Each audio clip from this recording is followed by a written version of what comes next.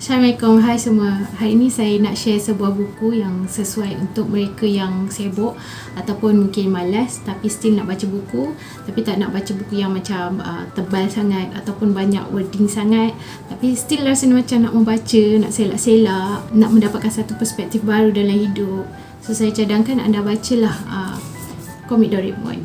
Komik Doraemon yang macam saya pegang ni, yang warna putih biru ni, ini adalah koleksi baru yang diterbitkan pada tahun 2018 oleh Gempak Stars. Gempak Stars ni ialah terbitan yang sama macam Under 18 dengan Lawak Campus, kalau anda pernah baca lah. Saya terus kepada episod yang saya nak share dengan penonton semua. Okey, ada satu episod ni daripada koleksi dulu-dulu, yang mana Nobita dia kembali ke satu zaman yang tak ada pembangunan. Sebab sebelum tu papa dia ada bagi tahulah, dia macam share zaman dulu best, tak ada apa nak diberebutkan, kalau macam budak-budak nak main dekat atas jalan pun tak ada apa yang nak dirisaukan sebab tak ada kereta lalu lalang sangat. Lepas tu bila Nobita dia dengar papa kata macam tak ada sekolah sangat, dia pun macam seronok lah dan dia nak kembali ke zaman tu. Dia minta dengan Doraemon untuk pergi ke zaman tu.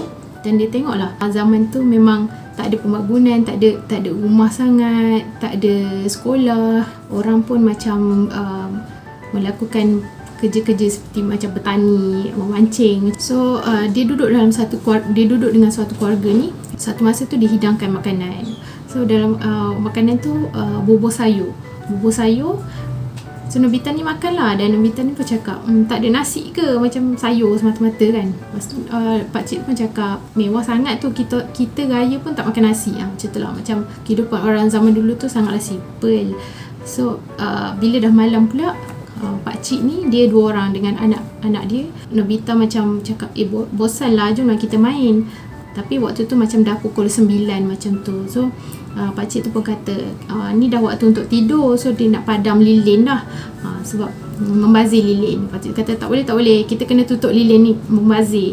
So kehidupan orang zaman dulu tu memang seputar benda-benda yang basic saja kan. Tak adalah macam zaman sekarang ni kita nak sebelum tidur kita nak scroll social media dulu apa semua. So kita macam banyak komitmen kan, dan akhirnya kita macam penat dengan suatu benda yang luar daripada keperluan yang sepatutnya kita lakukan. Okay. So itu satu episod lah daripada cerita ni. So lepas tu Nobita balik semula ke zaman dia, dan Doraemon pun simpulkan sebab Nobita dia dah macam banyak tengok struggle orang zaman dulu tu macam mana, waktu kalau dia orang sakit macam mana, kalau hujan macam mana. So Doraemon pun simpulkan yang setiap zaman manusia memang cuba hidup yang terbaik. Okay, so kita cuba fikirkan, adakah kita cuba hidup dengan terbaik pada zaman kita sekarang ni, especially waktu zaman pandemik COVID-19 ni kan. Okay, so ada satu lagi episod yang mana papa ni dia balik dalam keadaan mabuk-mabuk. So dia balik dalam keadaan mabuk tu maksudnya dia tak berapa betul lah, dan mama macam marah dia. Kemudian bila mama marah dia marah mama balik. Dia kata dia yang ketua rumah ni kan, beras kita beli macam tu lah, contohnya kan.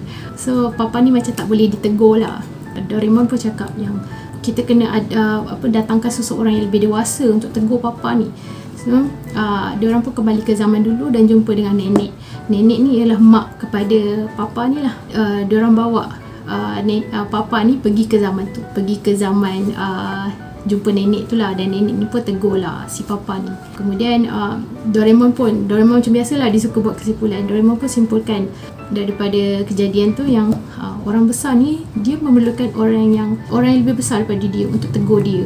Okay? Tak bermakna bila dia dah besar dia tak boleh ditegur dan dia tak boleh dinasihatkan. Sebenarnya bila kita dah besar ni, kita lagi memerlukan seseorang untuk tegur kita, untuk bagi nasihat pada kita. Itulah dua episod yang boleh saya sharekan. Sebenarnya banyak lagi dalam dua Doraemon ni. Saya syorkan anda untuk belilah komik Doraemon ni dekat eksklusif hanya di popular di seluruh Malaysia. So itu sahaja untuk hari ini. Mungkin ada video lain akan datang. Bye.